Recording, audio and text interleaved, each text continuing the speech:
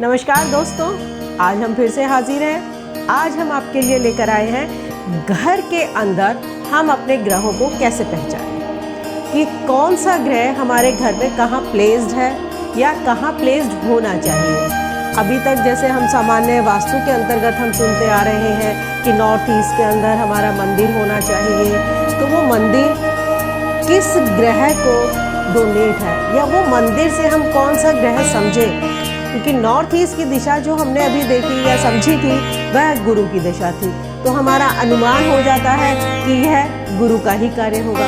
नहीं, गुरु का कार्य मंदिर के अंदर बैठना नहीं है, गुरु का कार्य तो शिक्षा देना है, विद्यालय के अंदर बैठना है।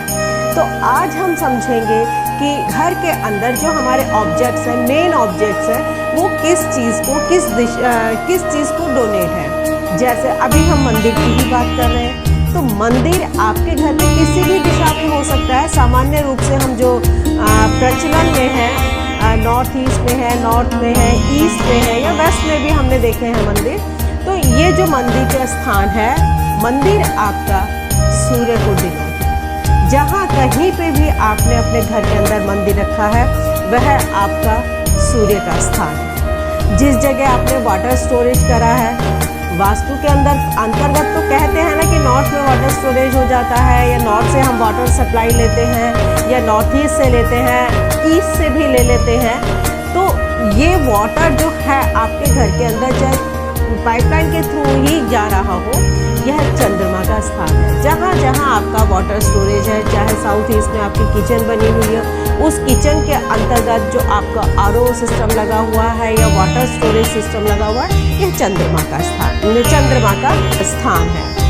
इसके बाद मंगल, आप जहाँ कहीं पे भी किचन रखते हैं, जहाँ कहीं पे भी आपके मिर्च मसाले रहते हैं, जहाँ कहीं पे भी आपका चूल्हा रहता है, वह मंगल का स्थान है।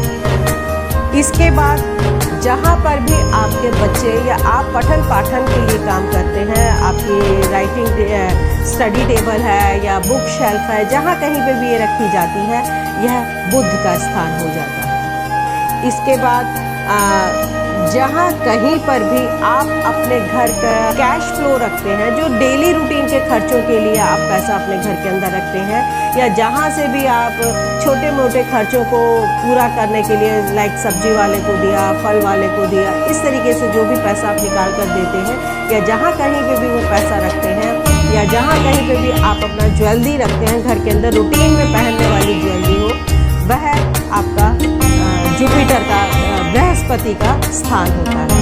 तो बृहस्पति का स्थान, जैसे कि हमने अभी पहले ही कहा था कि नॉर्थ ईस्ट दिशा होती है, तो नॉर्थ ईस्ट के अंदर बृहस्पति के स्थान पर अगर आप बृहस्पति का सामान रखेंगे तो बृहस्पति बहुत खुश होंगे ना आपसे। आपने उनको सही स्थान दिया है तो वो खुश होंगे, और जब वो खुश होंगे तो वो आपको क्या देंगे? आपको समृद्धि देंगे। बृहस्पति विस्तार कारक ग्रह है, तो वह आपको समृद्धि की ओर अग्रसर करेंगे। इसके बाद हम उसमें देखते हैं, वास्तु के अंतर्गत हम जानते हैं कि साउथ वेस्ट में हम अक्सर कहते हैं कि आप अपना मास्टर बेडरूम बना लीजिएगा। तो ये जो मास्टर बेडरूम का प्लेस है, आपने कहाँ बनाया है या आपके नक्शे के अंतर्गत कहाँ आता है, आपके घर में ये कहाँ आता है, यह शुक्र का स्थान है। शयन कक्ष आपके शुक्र का स्थान है। इसके बाद आते हैं शनि। शनि का जो स्थान है, घर के जो मेनली स्टोरेज है, स्टोर रूम है, जहाँ पे आप कोई चीज़ इकट्ठी करके बंद करके रख देते हैं, वह आपका स्टोरेज है। और ये स्टोरेज जहाँ कहीं पे भी है, वहाँ पे समझ लीजिए कि शनि का वास है।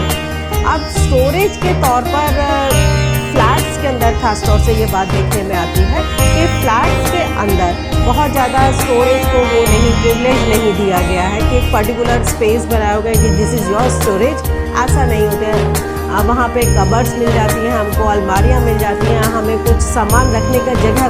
पुराने घरों में तो बहुत बड़े बड़े बॉक्सेस वगैरह मिलते थे। तो ये जहाँ जहाँ आपके घर में हैं, अगर मान लीजिएगा आपके घर में 4 जगह अलमारियाँ हैं, मान लीजिए आपके घर में 4 जगह हमारे बॉक्सेस लगे हुए हैं, तो वह सब शनि वहाँ पे वास कर रहा है। तो ये घर के अंदर पहचाने जाने वाले वह 7 ग्रह हैं जिनको हम समझ सकते हैं कि ये हमारे घर में कहाँ कहाँ वास कर रहे हैं। जैसे अभी मैं फिर से एक बात बता दूं कि जैसे सूर्य की दिशा हमारी पूरब दिशा है, अगर हमारे पूर्व दिशा में सूर्य को स्थान दिया गया है, मंदिर को स्थान दिया जाएगा, तो सूर्य क्या है? आपका पिता है। सूर्य जगत का पिता है, आपका भी पिता है। सूर्य सामाजिक संपर्क है।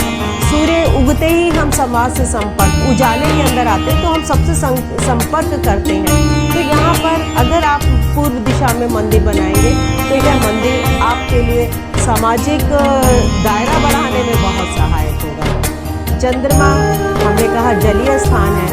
जल का स्थान वास्तु के अनुसार जब हम बात करते हैं तो यह उत्तर दिशा के अंदर आता है।